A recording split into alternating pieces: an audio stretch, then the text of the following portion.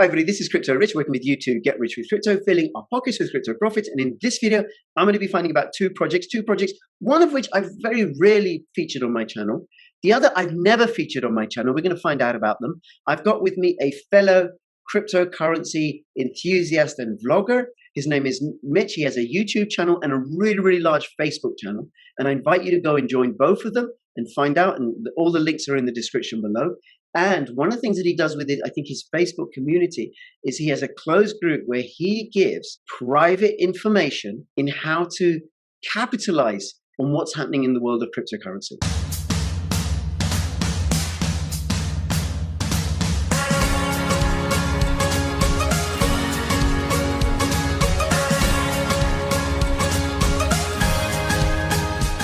This could be a great passive income opportunity. Earn Bitcoin and Ethereum this way. Set up a free account with the Solar Oil project using my affiliate link in the description below. Purchase and stake SOAX tokens at 10 cents each. Earn rewards in SOPX tokens with each SOPX token pegged to the price of 1 barrel of oil. You can hold your SOPX tokens, you can sell your SOPX tokens, or through the magic of compounding, you can dramatically increase your income. Play around with the restaking calculator on the website. Use my affiliate link in the description below to find out more.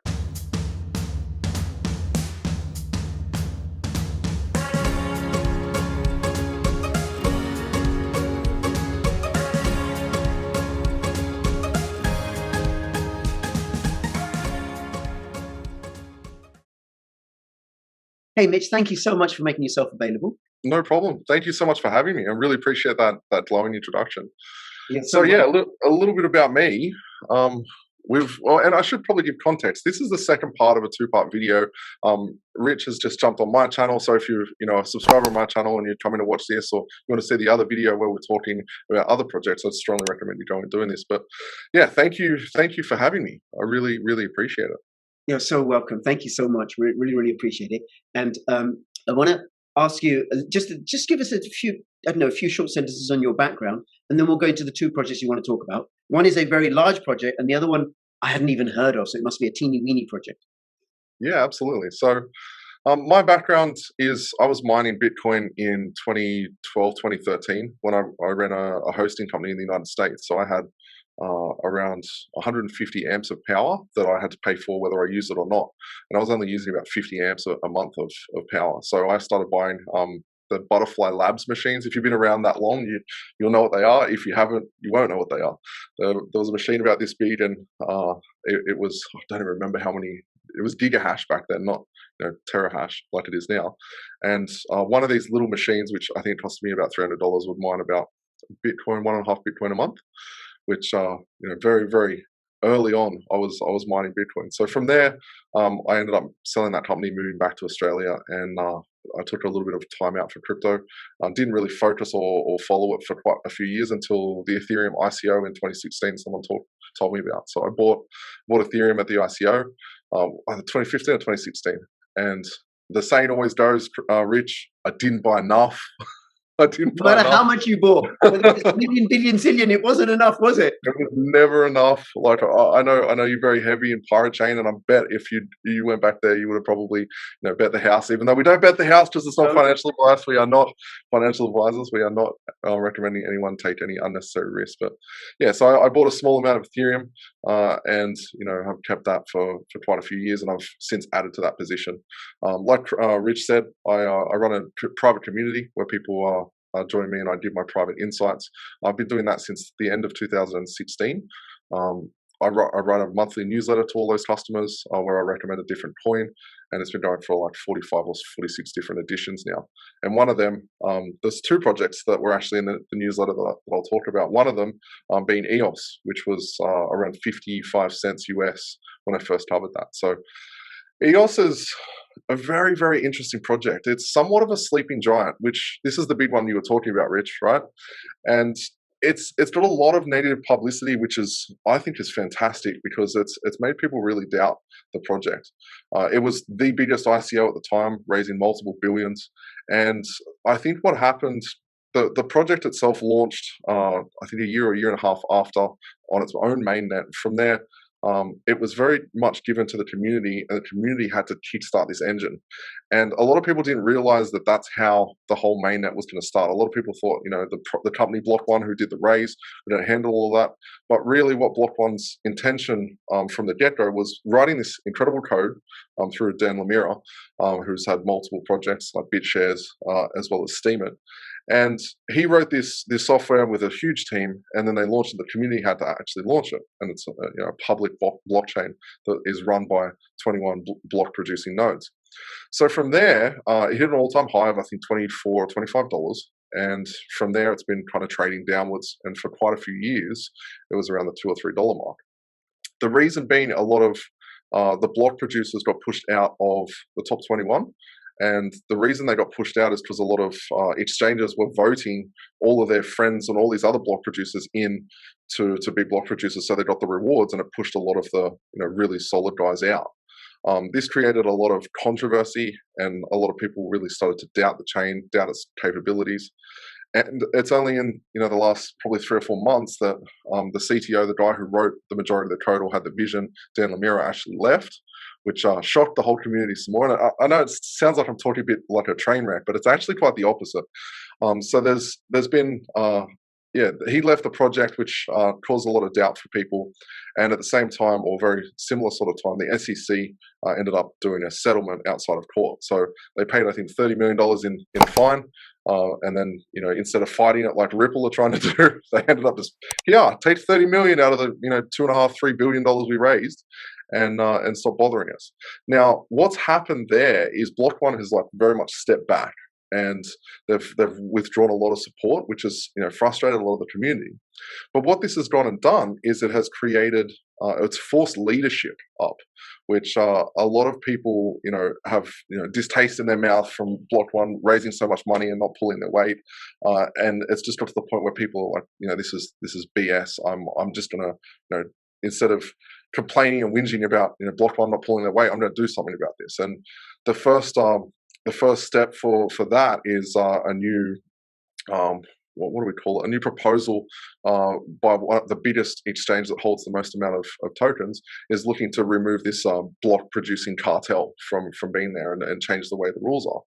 From there, we saw a massive, and this has just happened in the last couple of weeks, we saw a massive run up to, I think, about $12 US. You have to correct me if I'm wrong, but around $12 from there, as well as Dan Lemire, who's since left the project as the CTO, is now working on a lot of different sub-projects that support the community and support the environment. So, we talked about Pirate Chain before, that's 100% community-driven. This has been, commercially driven, and they've raised a lot of money, built an incredible platform, and it is by far the fastest, has the most transactions per second out of every blockchain in the world, and it's the most utilized blockchain in all of the world at the moment, or it's top 3. It kind of moves between one of 3, and the other one of 3 is the other project I'm going to be talking about in a second. So there's 3 top projects that do the top amount of transactions per second. How many transactions per second can EOS do? I think it's peaked at about 4,500 or 5,000 transactions per second, and this is on an actual public blockchain, not a test net. The test net ones, I think they're up to like 40,000 or 50,000 or something. So Dan is coming back, and it's come full circle, and it's gone from the community doesn't trust, doesn't like, isn't happy, to it's fed up, and it's just taking control back and turning it into a community project, which is just amazing. So we've already seen these proposals that are put forth have given incredible confidence back that the token has literally like tripled or quadrupled in the space of a month. And it's starting to see more and more transactions, more and more dApps being moved over. So as a platform, we've got Tron, we've got ADA, we've got Ethereum. Ethereum's the king, right? Yeah. So when it comes to dApps, and it will be like that for a long time, especially if they nail proof of stake, which I'm a big Ethereum holder myself. And Ethereum, I think, will always be there, just like BTC will always be there.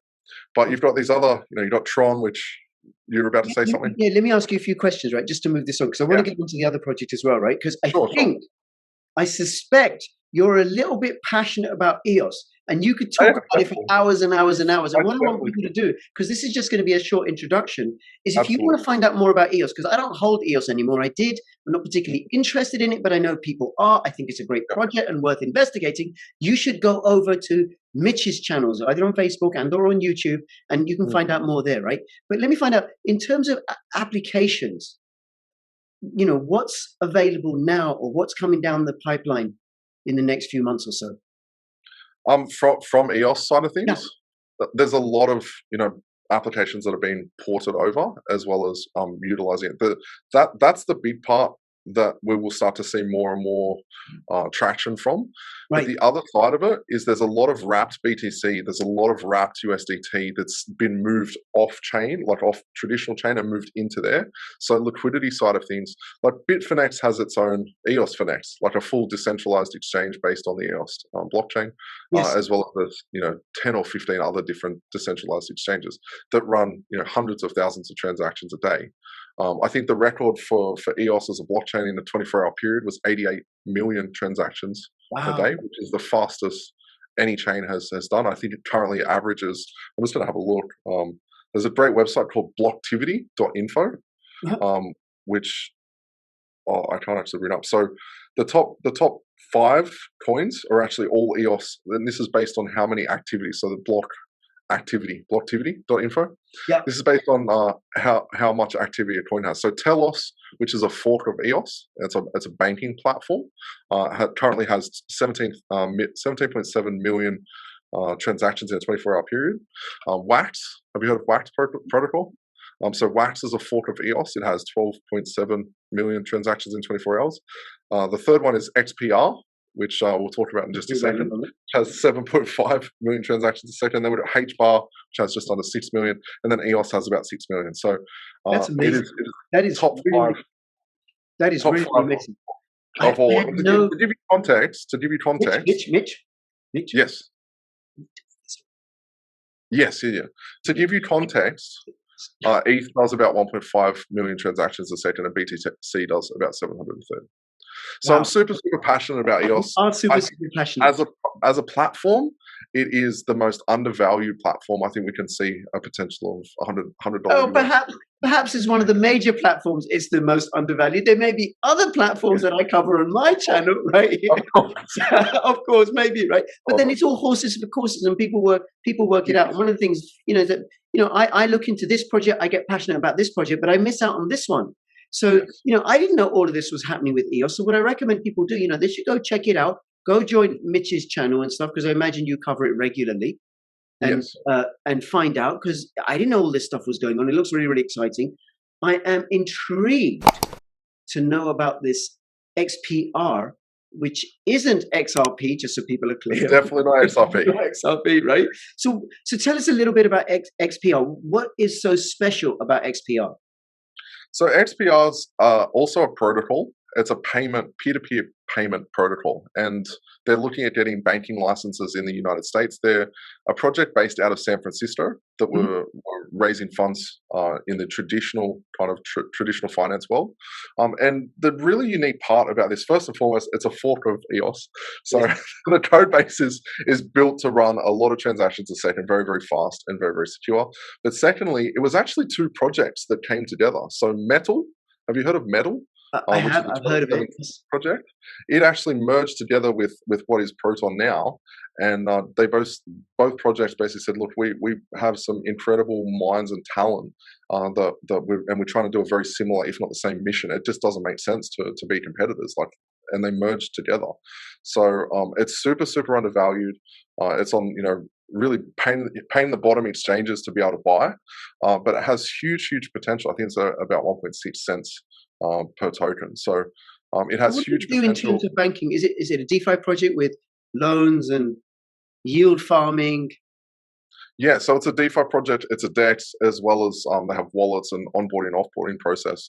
So they've gone and taken Metal, which was originally supposed to be a card, an actual Visa debit card, and they've taken that whole customer base and then merged it with this and made it super easy for onboarding and offboarding process. So It's a very, very cool project. Not many people know about it, and I only found out about it before I've researched it. Obviously, was using Blocktivity. That website for finding undervalued projects is phenomenal because people are constantly talking about ADA is a great example. ADA, this magical token that's going to change the world, and Charles Hoskinson's just so smart and so intelligent. The reality is they have no project, no dApps, like zero running on it. It's it's all just vaporware. It's not actually like, and it's going to do well, and it's already hitting all-time highs every second day. But the reality of this project is, there's millions of transactions in a 24-hour period. It's utilized by hundreds of thousands, if not millions of people, and it's super, super cheap. So definitely if people want to buy XPR, where would they go? Where are good places to go? You will probably be quicker at bringing that up on the screen. So it's on BitHum, Uniswap, HitBTC, and BitHum Global. And I goof off a lot and do a lot of stuff around race cars, and I like to have fun with my crypto money as well. So if you like an Aussie accent and someone goofing off with race cars and talking crypto, and the occasional nice little hidden gem that gets thrown your way, then definitely come over to my channel, subscribe, and appreciate it. I'll have all the links in the description below. So fast cars and crypto with an Aussie accent and insights. All right, Mitch, thank you so much. Really, really appreciate it. I'll have all the links in the description below. Please do comment, like on my video, and go join his video and his Facebook group. And between now and when I see you next, please keep filling your pockets with crypto profits. This is Crypto Rich and Crypto Mitch signing out. All the best. Bye-bye. Take the first step towards online privacy. Get NordVPN.